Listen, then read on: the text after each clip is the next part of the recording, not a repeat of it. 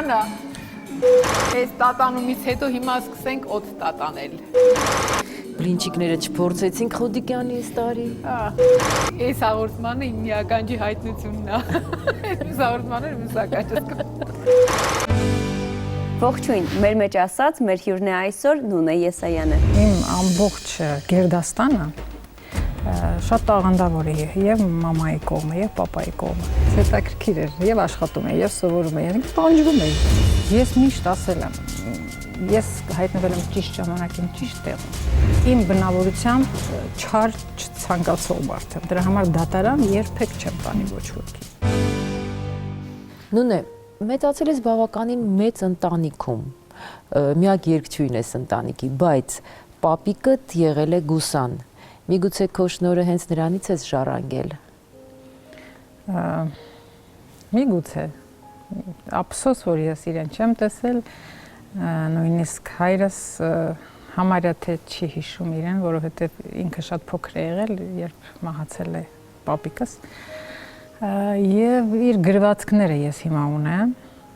մի քանի, բայց երգերից ցավոք էլի իր 7 զավակներից, 7 տղաներից շատ քչերն են հիշում, բայց ես այդպես եմ ուզում որ լինի, որ ինձ ասեն Գուսան Եսայանի թոռը։ Հաճելի։ Դուք ձեզ հիշում եք, քանի տարեկանից եք սկսել երգել։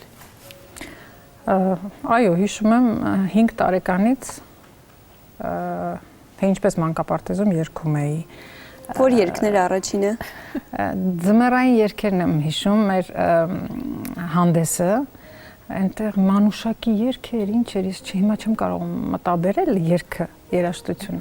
բայց այդ բառը չգիտես ինչու, այսպես մինչև հիմա հիշում եմ։ Մանուշակ, բայց ձմեռվա այդ կապը։ Մանուշակն էի ես, չգիտեմ։ Գարնան ընթառաջ, իհարկե։ Հա, երևի ինչ որ։ Իսկ երբ լսեցիք առաջին անգամ, որ այ այս աղջիկը ձայն ունի կամ ինչ լավ է երգում։ Իմ ամբողջ Գերդաստանը շատ տաղանդավոր է եւ մամայի կողմը եւ պապայի կողմը։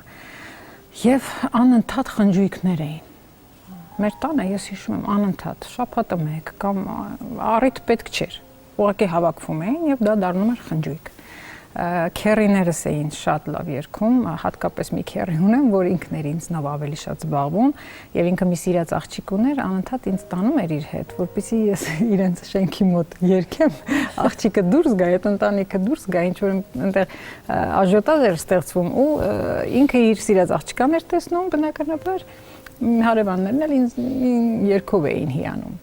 Մի խոսքով ես այդ դրվագները շատ լավ հիշում եմ։ Այսինքն բավական հիմք կար, որպեսզի մի օր դուք որոշեիք, որ ձեր կյանքը, ասենք, պրոֆեսիոնալ երգն է։ Դա երբ եղավ։ Դա շատ ուշ եղավ։ Անընդհատ երգել եմ, դպրոցում երգել եմ, առիթներ չի եղել, որ ես չերգեմ, գիտեք, ընտանեկան խնջույքներ, տարեդարձեր, մի խոսքով, իսկ 20 տարեկանում երբ դե ես ասել եմ, որ Պոլիտեխնիկ ինստիտուտ ընդունվել, հետո դուրս եմ եկել, այսպես շատ խաղ։ Այ հետաքրքիր, ինչու մեկ տարի հետո դուրս եկաք։ Պատկերացնում եք ինձ Պոլիտեխնիկ ինստիտուտ։ Դե ախր բայց դուք ոնց եք պատկերացնում, որ ընդունվեցիք։ Դե ժամանակ այդպես էր, պետք էր բուհ ավարտել, աղջիկը կամ զավակը կամ այսինքն հարևանների համար ծնողը պետք է այսպես չէ հպարտման գա, որ իմ։ Բայց նման դեպքերում աղջիկները հաճախ գնում են հումանիտար։ Ինչու պոլիտեխնիկ, մաթեմատիկայից ուժեղ։ Մաթեմատիկա, ֆիզիկա, ուժեղ էիք։ Հա, ես հիմնականում շատ չեմ սիրել պատմություն, աշխարհագրություն եւ այլն այս տեսականներ, գրականություն, հա, սիրել եմ, բայց իմ սիրած առարկաները եղել են մաթեմատիկա եւ ֆիզիկա։ Եվ հետո արդեն քո առաջի ուսուցիչներն են երգչուհի Տաթևիկ Հովհաննիսյանը եւ կոմպոզիտոր Արթուր Գրիգորյանը, որտեղ էր դա եւ ինչ ազդեցություն նրանք վրա թողեցին արդեն որպես երգչուհի։ Դե հենց թողեցի Պոլիտեխնիկ ինստիտուտը, գտա մի վայր։ Արդյոք ծնողներդ նորմալ վերաբերվեցին դրան։ Գիտեք ինչ, իրենք իմ տանջանքը տեսնում էին ու քանի որ ի սկզբանե ես դիմել էի համալսարան կիրառական մաթեմատիկա։ Այնտեղից դուրս մնացի ինչի պատճառով, որովհետև ես գրավոր միայն կարող էի քննություն հանձնել, այդպես էի պարապել։ Դասախոսի մոտ բանավոր չէի պարապել։ այնպես էր, որ այնտեղ մեկ բանավոր կար, ուղղակի դուրս մնացի, ասացի, ես գրեմ, ասացին չպիտի պատմես։ Հետո պոլիտեխնիկ ստացվեց, որ նույն տարին դիմելու համար արդեն ուշ է երեկոյան բաժին։ Ու ես այդպես ընկա երեկոյան բաժին,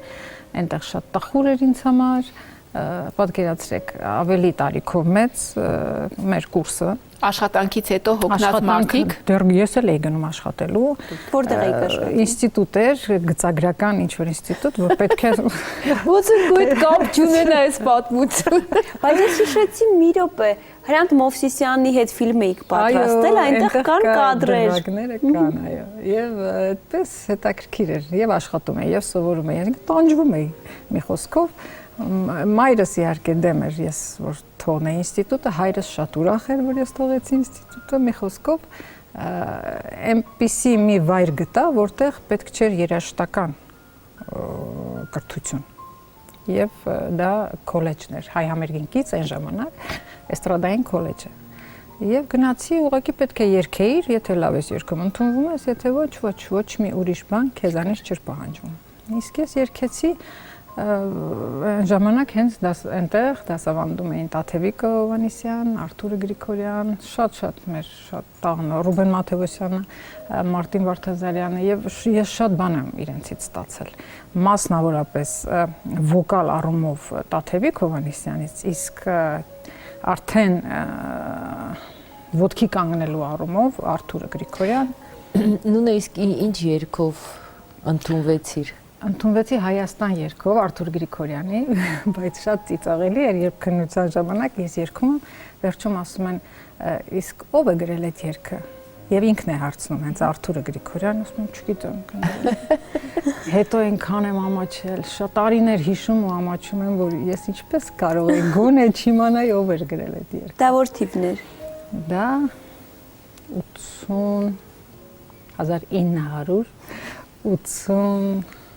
1989 թվական, 8-9 թվականներ։ Նույնը ասացիր, որ խնջույքների ժամանակ երգում էիր, բակում երգում էիր, այսինքն փոքր տարիքից, բայց արդյոք երբևէ ունեցել ես բարթույթ, որովհետև շատ երգիչ-երգչուհիներ ասում են,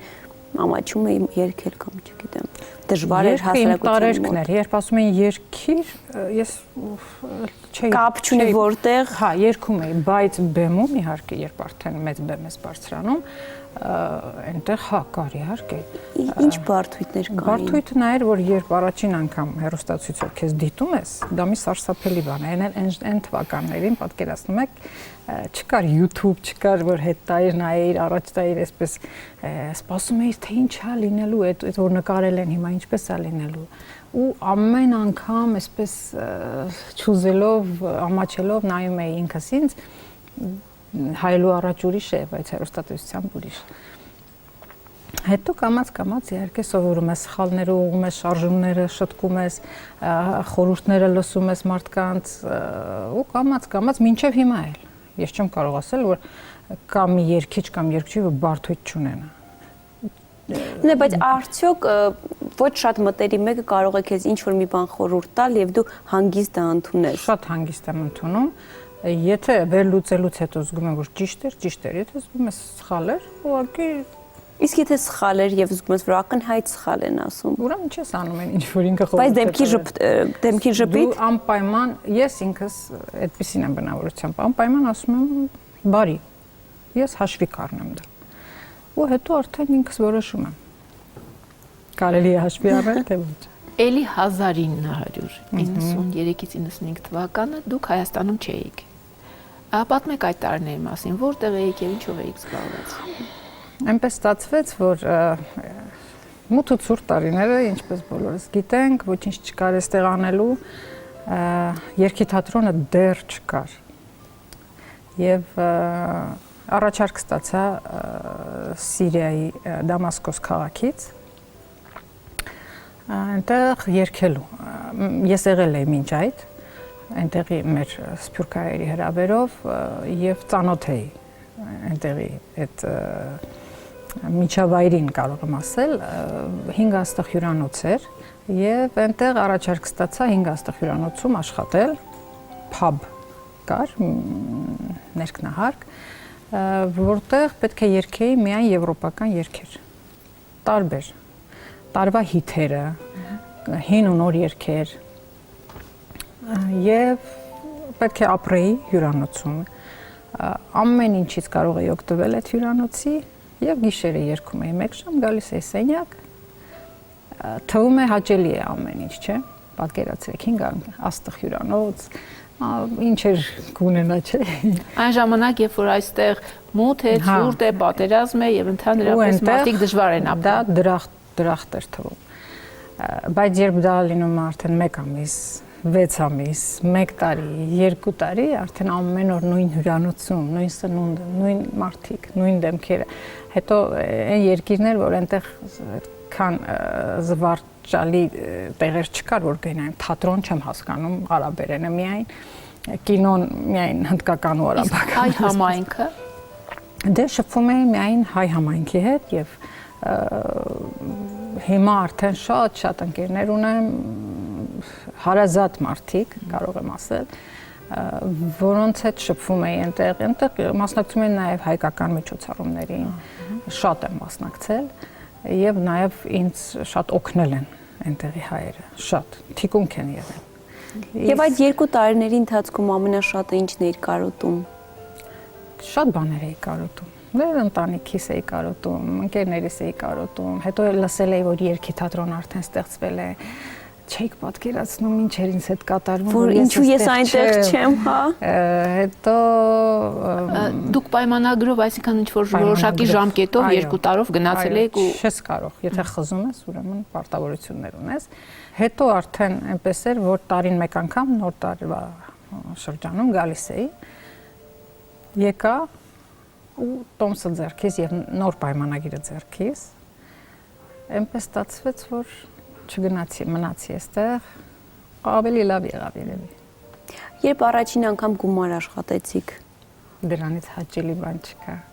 ես այնտեղից այստեղ բնակարան ձեռք բերեցի այնտեղ կահույքը ամեն ինչը իմ ձեռքով պատկերացնում եք 21-2 տարեկան աղջիկ եւ կարողանում ես դու տուն ունենալ, քո ամեն ինչը դու ինքդ մենակ կարողանում ես անել։ Ու երբ եկա այստեղ շատ հետաքրքիր էր, դեռ կահույքը ուղարկել էի չէր հասել։ Գնացի իմ տուն, ոչինչ չկար, դատարկ, պատեր։ Ասի ես պետք է այստեղ, սա իմ տունն է, ես պետք է այստեղ մնամ, ասում են դու գիժես, կգա կահույքը ամեն ինչ կլինի եւ հետո կգաս, չէ։ Ուղղակի այսպես փափուկ ինչ որ բան գտա։ Ու մի հատ տաքացնող սարք ցուրտ էր։ Դա փռել եմ գիշերը, այդ տաքացնող սարքով ոչինչ եւ գնացի հեռուստացույց եւ այն տեխնիկա ձեռք բերեցի, որ մի քիչ հետաքրքիր լինի։ Այդ տանը մենակ այսպես, բայց այնքան ուրախ էր, այնքան հաճելի էր այդ տպավորությունը մինչեւ հիմա չեմ կարող։ Որոշ ժամանակ, այսինքն երկար տարիներ ակտիվ գործունեություն էիր ծավալում։ Անդադ կարելի էր տեսնել նոր երգեր, նոր տեսահոլովակներ։ Հիմա ավելի пассив ես։ Չէ։ Ես կարծում եմ ես նույնն եմ մնացել։ Տարին 1 տեսալովակ, 2 երգ կամ 1 ձայնասկավառակ այն ժամանակ։ Բայց նույն ակտիվությունը ինչ որ անցյալում։ Այո, բայց քանի որ կողքից շատացել են երգիչները, նրանք են շատ ակտիվ։ Իմը пассивի է վերածվել։ Չէ, օրինակ ես այսպեսի մի բան հիշեմ 97 թվականին, երբ մասնագիտական աշխատանքով գնացել էինք Ղարաբաղ եւ նախագահական ընտրություններ էին եւ այնտեղ մի քանի օր անդադ մեքենաներով այստեղից այնտեղ տաքսիներից սկսած նույնիսկ այն հատուկ մեքենաները, որոնք մեզ տրամադրված էին դիտորդներին, լրագրողներին, բոլորի մեջ միայն Նունե Եսայան էր հնչում։ Դե որովհետեւ այսքան շատ արտիստներ այն ժամանակ չկային։ Դուք միայն դրանով եք բացատրում։ Նաև հայկական երաժշտության, սեր դեպի հայկական երաժշտությունը, Ղարաբաղյան շարժման արդեն վերջերին իմ Գետաշեն երգը, մյուս երգը, այսինքն հայրենասիրական երգերը, ամեն ինչ կարելի է կապել։ Բայց չեմ կարող ասել, որ իմ անձն են սիրել կամ Չգիտեմ, բայց այսօր համենայն դեպս նման ակտիվություն չկա, ճիշտ է։ Բնականաբար, ասում եմ, ես միշտ ասել եմ, ես հայտնվել եմ ճիշտ ժամանակին, ճիշտ տեղում, միշտ Աստծո ձեռքը իմ գլխին է եղել, ես երբեք բողոքելու տեղ չունեմ, ես անչափ շնորհակալ եմ այն ամենի համար, ինչ կա շրջապատում է, ինչ ունեմ, ինչ ստեղծել եմ, եւ այդ ժամանակ, այո, այդպես էր, իսկապես ես հիմա եմ գիտակցում, երբ այդ ընթացքի մեջ չես գիտակցում։ Հիմա եմ հասկանում, թե ինչ էր կատարում այն ժամանակ։ Այո, իսկապես, տեսահոլովակներ, ես ունեի իմ անձնական նվագախումբը ոչ ոք չուներ, իմ ձայնային գործիքները, որ ես ոչ wokից չէի կարող վարձով վերցնել, ես ունեի այդ ամենը, ոչ ոք չուներ։ Մոտ 40 համերգներով մենք շրջագայեցինք ամբողջ Հայաստանի քաղաքներ, գյուղեր, Հայաստանից դուրս նաև շրջագայություն, նաև մինչ այդ մենք այդ շրջագայությունը արեցինք, բարի խումբ մեզ հետ, այսինքն շատ մեծ բան էինք անում, բայց հիմա այդ ամենի հնարավորությունը չունեք, որ հիմա ունեմ, բայց այն ժամանակ դա շատ մեծ էր։ Այդ ժամանակվա հնարավորություններից դուրս էր։ Համեմատության մեջ, այո։ Արդյոք կարոտում ես այդ շրջանը։ Չէ, սիրով եմ հիշում, բայց չեմ կարող կարոտել։ Կա ցանկություն այսօր լինելու այդքան շատ։ Չէ, եթե ուզենայի կլինեի, ինձ ոչինչ չի խանգարում։ Եթե ես ուզենայի, բայց ես դրա ժամանակը չունեմ, երեխաները կան, որ վայելում եմ, իմ ընտանիքը, այն վիճակը, որ հիմա ինձ մոտ է, ես իսկապես վայելում եմ։ Ու եթե պետք է համերգ, ես կանեմ։ Ոչինչ չի կարող խանգարել, ոչ նոր արտիստը, ոչ ինչ որ հանգամանքներ, Ես առաջարկում եմ ընդհատենք մեր զրույցը եւ դիտենք թե ինչով է զբաղվում Նունեն օրվա մեջ, այսինքն ինչով է լցնում օրը, տեսանյութ դիտենք։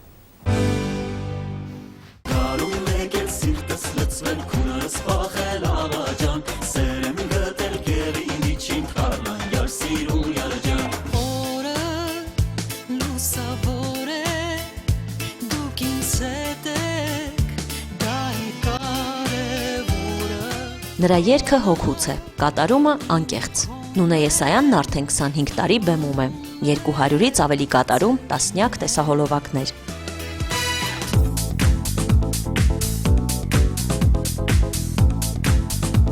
Բեմական գերհագեցած կյանքով ապրող երգչուհին, սակայն այսօր ուրիշ տեղ է գտել իր կյանքի իմաստը։ Դուք չեք իմ երջանկությունը։ Դու, պապան, բետիկը։ Ճիշտ է։ Ես ձմար պապիկին խնդրել եմ, որ քույրիկ ապերիկ կամ շունիկ, ինքը վերել է քույրիկ։ Ես չեմ կարող ասել, որ մինչ ընտանիքս երջանիկ չէի։ Այդ ժամանակ թվում է, թե դու երջանիկ ես։ Երբ ամեն ինչ կա, բեմը կա, երգը կա, հյուրախաղերը կան, քո ընտանիքը կա, հայր, մայր, քույր, եղբայր եւ այլն։ Բայց դե բալիկը մնում է բալիկ։ Իր խաղաղությունն ու իրական երջանկությունը զավակների գրկում գտած Նունե Եսայանն իրեն ամբողջությամբ մայրական հաճելի պարտականություններին է նվիրել։ Խոստովանում է, որ վարքյան անգամ չի ուզում նրանց կողքից բացակայել։ Հատկապես փոքրիկ Էլիզաբեթի մեծանալու բոլոր ակնթարթներն իր աչքից հեռու նա ոչ մի կերպ չի հանդուրժում։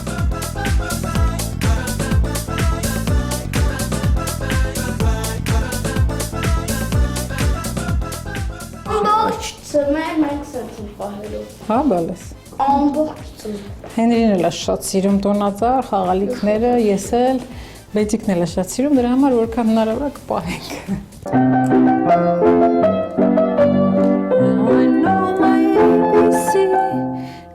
Next time won't you sing with me։ Դու պիտի երգեիր բայց։ Կարևորը մարդու հանգստությունն է, ներդաշնակությունը ինքը իր հետ, իսկ դե կապված է շատ բաներից, լավ աշխատանք, լավ ընտանիք, լավ ընկերներ եւ ինձ մոտ այդպես է, ես երբ արթնանում եմ շնորհակալություն եմ ասում Աստծուն, որ արթնացա, որ արևը ծագեց, որ խաղաղ եմ եւ այդ օրը վատ լուրջ չեմ լսում։ Սա է Նունե Եսայանի եւ Ավո Խալաթյանի ստեղծած աշխարհի ամենակարևոր անկյունը, որտեղ նրանց անհամբեր սպասում են արդեն երկու զավակները։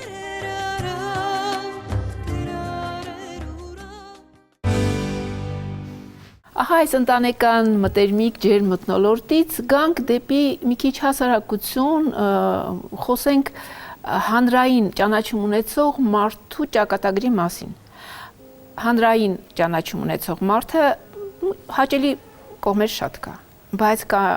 տհաճություն չասեմ, բայց եւի կա պատասխանատվության մի պահ, երբ դու պիտի իմանաս նույնիսկ որտեղ հայտնվես եւ ինչ ասես։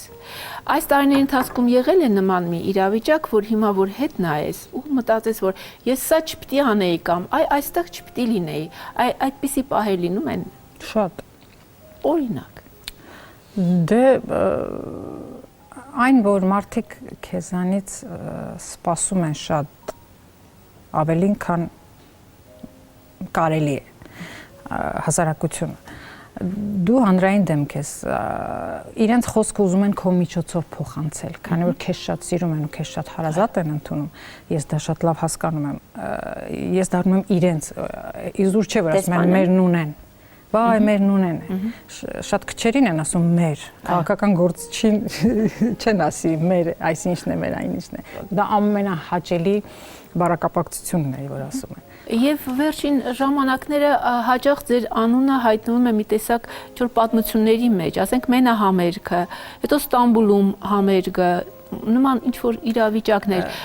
ինչի հետ եք դուք կապում։ Հասարակությունը չի բևեռվի, եթե չլինեն լրատվամիջոցները։ Նրանց պետք ես դու, քո անունը պետք է։ Որտեվ հասարակությանը ծանոթ եւ ճանաչմարտ ես։ Վերցնում են քո անունը, ստեղծում են մի ինտրիգ, որը ես երբեք չեմ ասել։ Այ մինչև հիմա ես հիմա նորից եմ ասում, որևէ տեքստ, որ գրված է այդ վատ տեքստերը, նունեն սա ասես, նունեն նա, ես այդպիսի բաներ չեմ ասել ոչ ոքի։ Եթե կան ապացույցներ, խնդրեմ։ Այ որ տեքստը։ Ինչ տեքստի մասն։ Նունեն ասեց թող չգնային, չզոհվեին, մարտի։ Նման բան չի եղել։ Չի եղել։ Տեսագրություն չկա։ Չկա, ոչ մի բան չկա։ Դա հորինվում է, որպեսզի նախ թերթը նունե Եսայան Բայց ասուլիսում է եղել։ չի եղել այդպես։ Չէ։ Նե, ստեղծվում է քո անվան շուրջ այս ամեն ինչը։ Բայց ինչու հատուկ այդ դեպքում ձեր նկատմամբ, եթե դուք չեք ասել։ Ես չէ որ մասնակցել էի ընտրություններին։ Ուշներն էլ եմ մասնակցել։ Չէ, պետք է փնտրել դեմքեր, կարևոր դեմքեր, որ կարողանան մարդկանց ամբոստացնել։ Իրենց էլ դա է պետք, չէ։ Որ կոդեմ մարդկանց տրամադրեն ու ես երկու տարբերակ կա։ Եթե սկսում եմ ասել, ես չեմ արել, նշանակում է արդարանում ես, լռում ես, նշանակում է արել ես։ Որովհետև իսկապես այդ իրավիճակն է ստեղծվել։ Այո, հայտնվում ես անելանելի վիճակում, թողնում եմ ժամանակին, ասում եմ թող ժամանակը գա, անցնի եւ ամեն ինչ որ բան պարզվի։ Բայց երրորդ ճանապարհը կա դատարան դիմել, չէ, այս դեպքում գիտեք ինչ, եթե չկա ապացույց։ Ես արդեն որպես լրագրող եմ խոսում։ Ես ասել եմ, հենց հիմա նորից եմ ասում։ Կա ապացույց, խնդրեմ։ Ես արդյոք չեք փորձել հասկանալ ումից այդ ամենը դուրս եկավ, եթե դուք դա չեք ասել։ Եթե լրատվամիջոցին զանգարում ես, ասում ես ինչու ես գրել, ասում եմ հերքում գրեք ձեր կողմից։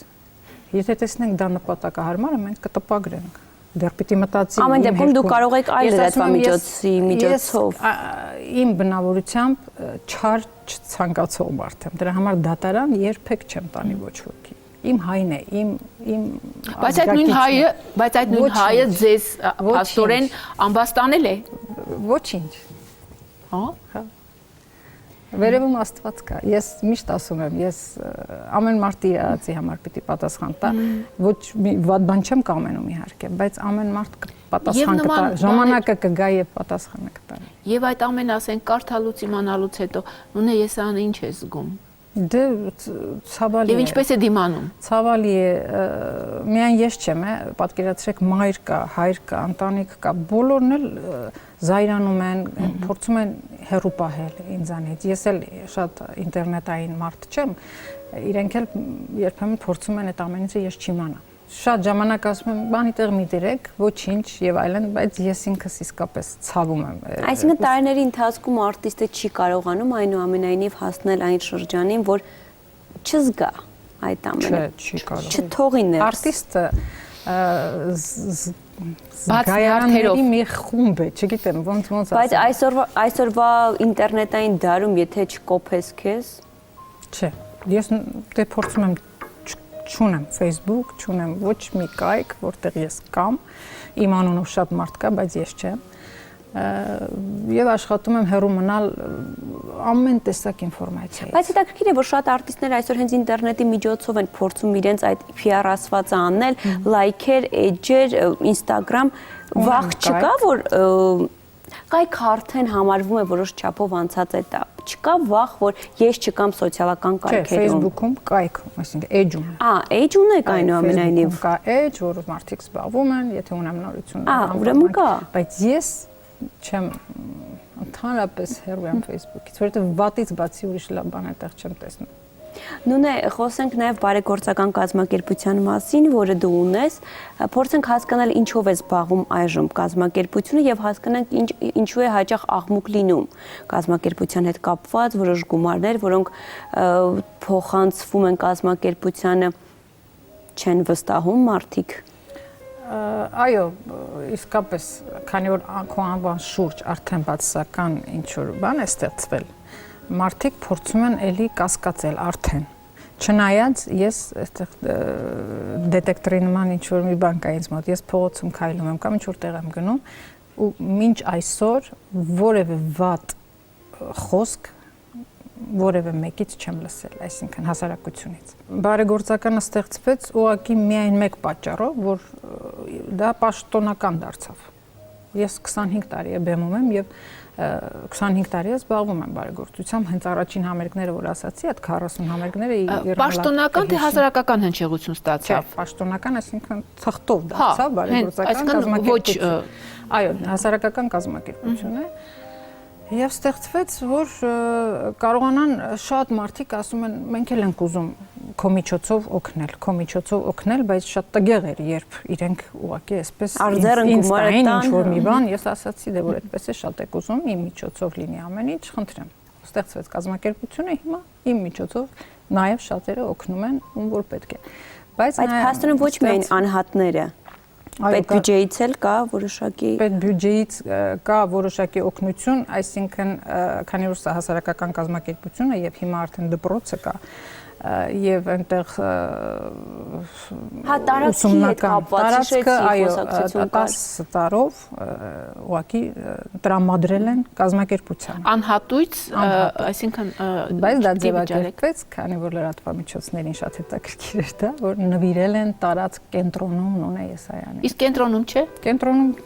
բայց չեն նվիրել դա նվիրատվություն չի Դա 10 տարով տրամադրել են, եթե ես չանեմ այն ինչ որ կա իմ կանոնադրության մեջ եւ ինչ որ մենք ներկայացրել ենք, բնականաբար հաջորդ օրը դա նորից Եվ արդեն գործունեություն ծավալվում է, արդեն ծավալվում է, արդեն դպրոցը կա, արդեն երեխաները կան, քանի երեխա 100 երեխա եւ ամենակարևորը սիրիահայ երեխաներ են եւ այնտեղ կան նաեւ դասարաններ, գալիս են այնտեղ, դասերը վերջացնում են, մենք օգնում ենք իրենց սովորում են դասերը, երկարօրյա դպրոց է։ Դասերը վերջացնում են, որից հետո խմբակներ են իրենց համար, ով որ խմբակը ուզում է, այնտեղ նկարչություն, երգ, պար, աշխատում են հոգեբաններ, բժիշկներ, այսինքն մեզ մոտ ամեն ինչը ապահովված է, որպեսզի երեխան մինչև 5-6-ը վերջացնի, ամեն ինչ իրեն հետաքրքրում է, գնա տուն։ Եվ դուք եք դասավանդում։ Ես էլ եմ դասավանդում, իմ շատ ընկերներ, գոլեգաներ,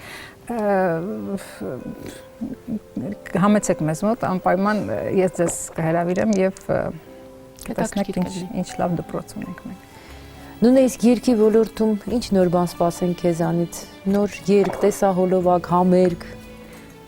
Համերգ այս տարի մենք արդեն պետք է շրջագայենք Սփյուռքով, այն համերգը, որը եղավ սեպտեմբերի 21-ին, նվիրված ցեղասպանության 100-րդ տարելիցին, հիմա կլինի նաև Սփյուռքի շատ գաղութներում մեր։ Իսկ երգեր կան ձայնագրվում են, դուետ կլինի, չեմ ասի, ում հետ եւ տեսահոլովակներ էլ անպայման կլինի։ Նույնը շատ շնորհակալություն, մեր ժամանակը արդեն սպառվեց, կարծում եմ զրույցը հետաքրքիր էր։ Սիրելի հեռուստադիտողներ, մեր տաղավարում էր Նունե Եսայանը, կհանդիպենք։ Սա ինքը ծառերի